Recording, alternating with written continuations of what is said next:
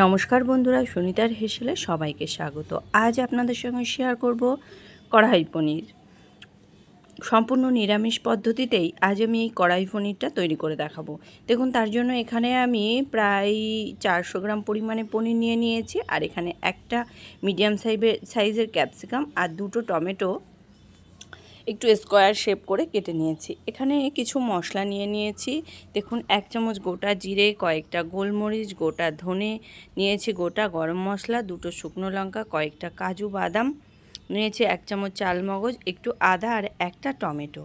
সমস্ত কিছু একটা ফ্রাইং প্যানের মধ্যে দিয়ে জল দিয়ে পরিমাণ মতো জল দিয়েছি। জল দিয়ে খুব ভালো করে কিন্তু ফুটিয়ে নিয়েছি।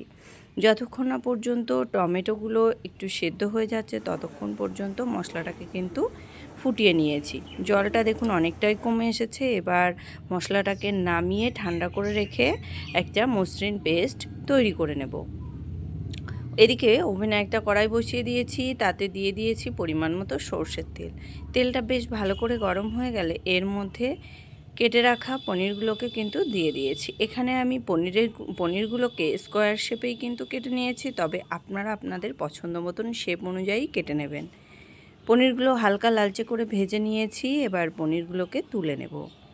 তুলে নিয়ে ওই তেলের মধ্যেই টুকরো করে রাখা ক্যাপসিকাম আর টমেটোটাকেও কিন্তু হালকা একটু ফ্রাই করে নেব।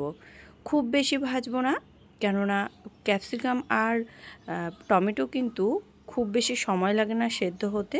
হালকা একটু কাঁচা গন্ধটা চলে যায় সেই রকমভাবেই ওই মিনিট 2 মতন একটু ভেজে নিয়েছি।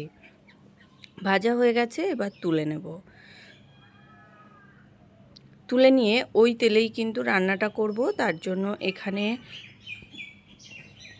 তেলের মধ্যেই দিয়ে দিয়েছি 1/2 চামচ মতো কাশ্মীরি লঙ্কার গুঁড়ো, আর দিয়েছি পরিমাণ মতো একটু হলুদ গুঁড়ো। দিয়েই যে মশলাটা আমরা তৈরি করে রেখেছিলাম সেই মশলার পেস্ট এখানে দিয়ে দিয়েছি। খুব ভালো করে কিন্তু একটু মিশিয়ে নেব। মিশিয়ে নিয়ে এখানে একটু জল দিয়ে দেব মশলাটাকে আরও ভালোভাবে একটু কষিয়ে নেওয়ার জন্য। জলটা দিয়ে আবারও কিন্তু বেশ ভালো করে একটু কষিয়ে নিয়েছি। একটু নাড়াচাড়া করে নেওয়ার পরেই এর মধ্যে দিয়ে দিয়েছি স্বাদ অনুযায়ী লবণ, আর একটু স্বাদ অনুযায়ী সামান্য একটু চিনি দিয়েছি, যেহেতু নিরামিষ রান্না সেই কারণে। মশলাটাকে বেশ ভালো করে একটু কষিয়ে নেওয়ার পরেই এর মধ্যে দিয়ে দিয়েছি ফেটিয়ে রাখা 2 চামচের মতো টক দই। টক দইটা দিয়ে কিন্তু আবারও বেশ ভালো করে মশলাটাকে কিন্তু ঢাকা দিয়ে দিয়ে একটু কষিয়ে নিয়েছি।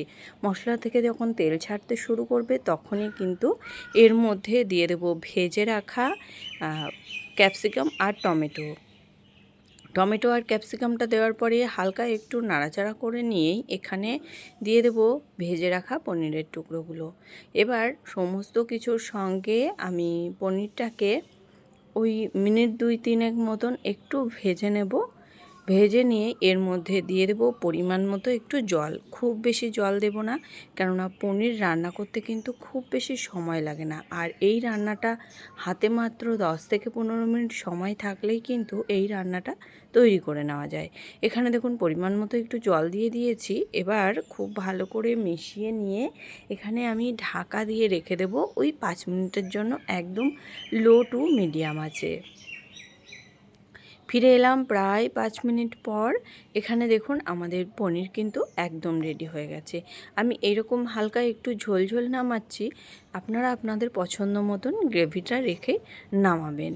এখানে দেখুন উপর থেকে দিয়ে দিয়েছি ওই 1/2 চামচের মতো একটু ঘি দিয়েছি, আর দিয়ে দেবো খুবই সামান্য একটু গরম মশলা। যেহেতু গরম মশলাটা আমরা আগে ইউজ করেছি সেই কারণে এই সময় কিন্তু খুবই সামান্য পরিমাণে একটু গরম মশলা দিয়ে দিয়েছি। খুব ভালো করে মিশিয়ে নিয়েছি। মিশিয়ে নিয়ে কিন্তু একটু ফুটতে দেবো। ওই মিনিট খানেক একটু ফুটিয়ে নিলেই তৈরি হয়ে গেল কিন্তু আমাদের কড়াই পনির। আর এটা কিন্তু গরম গরম ভাত দিয়েও ভালো লাগে, তার থেকেও রুটি, লুচি, পরোটার সঙ্গে কিংবা পোলাওয়ের সঙ্গে খেতে কিন্তু ভীষণই ভালো লাগে। হাতে যখন সময় খুবই কম থাকবে তখন কিন্তু এই রেসিপিটি একবার বানিয়ে দেখতে পারেন। খেতে ভীষণই ভালো লাগে, আর খুব অল্প সময়ের মধ্যেই কিন্তু তৈরি করে নেওয়া যায়।